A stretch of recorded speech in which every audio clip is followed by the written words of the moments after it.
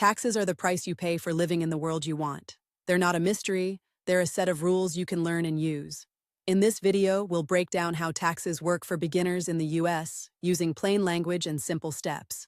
We'll keep it practical and show one clear plan you can start today. Think of taxes as a system that takes a share of income, but also pays for roads, schools, and safety nets. The trick is learning how the system fits your money, not fighting it. First, the big idea. The federal income tax is progressive. That means the more you earn, the higher the rate on the top portion of your income. It doesn't all get taxed at one rate. You also have payroll taxes, which fund Social Security and Medicare. These are separate from income tax and come out of your paycheck. They're often called FICA taxes. States may also tax income. Some states have no income tax, others have their own brackets and credits. Local taxes can add a little more depending on where you live. To make sense of this, you only need three things: your gross income, your deductions and credits, and your filing status. Deductions reduce how much income you pay tax on. Credits reduce the actual tax you owe. The standard deduction is a fixed amount the IRS allows you to subtract from your income. If you're single or married filing separately, it's smaller than for married couples filing jointly. If you have many deductible expenses, itemizing can beat the standard deduction. Itemizing means you list things like mortgage interest, medical expenses, charitable donations, and some taxes you paid. It's a bit more work, but it can save you money if you have big deductible costs. For most beginners, the standard deduction is the simplest path. Your filing status shapes your tax brackets and the standard deduction. The common options are single, married filing jointly, married filing separately, and head of household. Your choice affects how much income gets taxed at which rates. Now let's talk about the main goal of this video: a concrete, actionable plan to improve money management and grow wealth through smart tax moves. We'll center on one clear strategy you can start this year. Strategy 1 is to optimize your withholding and basic employer benefits. Withholding is how much tax your employer takes out of each paycheck. If withholding is too high, you get a big refund at tax time, but less money now. Start by checking your W-4 form at work. You can adjust how many allowances you claim or use the worksheets the IRS provides.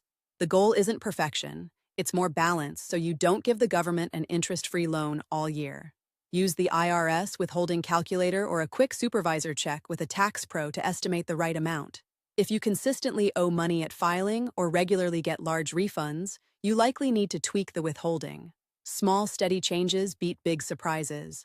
Next, maximize employer benefits that also lower your tax bill. The most powerful is contributing to your company's 401k, plan up to the match. That free money is real and grows tax-deferred. If you have room beyond the match, consider contributing to an IRA. A traditional IRA can reduce your taxable income now, while a Roth IRA offers tax-free growth and withdrawals later. Your choice depends on your current tax rate and your expectations for the future. If you're eligible, a health savings account can be a third pillar of tax efficiency. An HSA gives a tax deduction, tax-free growth, and tax-free withdrawals for qualified health costs. It's a rare triple win for your money. Now you'll want to think about investing with tax efficiency in mind. In taxable accounts, use tax-efficient investments like broad index funds or low turnover funds. These tend to generate fewer taxable events. Put your most tax-inefficient investments, such as regular stock mutual funds with lots of turnover, into tax-advantaged accounts when possible. For many beginners, this means index funds in a taxable account and bonds or taxable withdrawals in an IRA or 401k. A key principle is to hold investments for more than 1 year to benefit from lower long-term capital gains rates. Short-term gains are taxed at ordinary income rates, which can be higher. Long-term gains have their own favorable brackets. If you have gains in a year, tax loss harvesting can reduce taxes. This means selling investments at a loss to offset gains elsewhere. It's not about gambling on market moves. It's about using losses to balance taxes. End-of-year planning matters. If you're close to the year's end, you can bunch deductible expenses into 1 year to surpass the standard deduction. Charitable donations can also help offset taxes while supporting causes you care about. For the self-employed or gig workers, taxes come with quarterly estimates. You'll owe self-employment tax for Social Security and Medicare, plus income tax. You can deduct business expenses to lower that tax bill.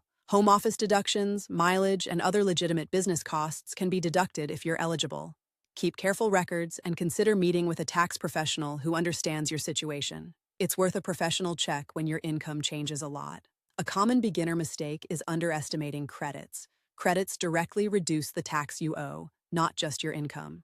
Refundable credits can also increase your refund, while non-refundable credits reduce your tax to zero. Two major credits to know are the child tax credit and the earned income credit. Education credits can help if you have student loan costs or education expenses. If you qualify for premium tax credits from health insurance, those credits affect your bottom line too. The total tax you pay is a mix of rates, deductions, and credits. The effective tax rate is what you actually paid as a share of your total income. It's usually much lower than your top marginal rate. A practical example can help you see this in action. Let's say you earn $60,000 a year. You fall into a few tax brackets as your income grows, but only the portion above each threshold is taxed at a higher rate. The first several $1,000s are taxed at the lower rate, and the top portion hits the higher rate. Think of it as a staircase where only the steps above help determine the tax on the top dollars. Now combine this with deductions and credits. The standard deduction for a single filer might reduce your taxable income by around $12,000 in some years. If you itemize, you might deduct mortgage interest or charitable gifts instead. Credits reduce your tax bill dollar for dollar, which can dramatically cut what you owe. If you're curious about how much tax you'll owe, you don't have to guess. Start with your current year income and estimate your deductions and credits. A simple tax software or a quick chat with a tax advisor can give you a solid estimate. It's also useful to understand timing. Some deductions are subject to limits or phase-outs based on income. Your tax bill can shift year to year if your income, family situation, or deductions change. The essential practice for beginners is to set up a simple, repeatable system. Review your finances a few times a year, not just at tax time. A quarterly check-in can catch changes early and keep your plan on track. If you're unsure about your state tax, don't shrug it off. State taxes can change how you plan for the year. A quick look at your State Department of Revenue site can save surprises later. In summary, taxes are a framework that affects your money today and your money tomorrow. You can influence it by shaping withholding, using tax-advantaged accounts, investing with care, and planning ahead. The goal is not to avoid taxes, but to use the rules to keep more of what you earn. The actionable plan you can start this week is simple. Check withholding, maximize employer matches, fund tax-advantaged accounts, invest with tax efficiency, and do a yearly quick tax review. This approach doesn't require perfect knowledge overnight, just steady, repeatable steps. If you want a quick start, pick 3 actions you'll do in the next month. For example, adjust your W-4 to reduce owe and pay surprises. Then commit to contributing to your employer plan at least to the match. Next month, open or fund an IRA if you're eligible. Decide between traditional or Roth based on your taxes now and your expectations for the future. A health savings account can be added if you have a high-deductible health plan. By the end of the year, look at your investments and consider tax loss harvesting only if you understand the rules. Don't go into it blind, use tools, or consult a tax pro to avoid mistakes. Remember, the tax system can work for you instead of against you. Small, consistent actions beat big, sporadic efforts every time.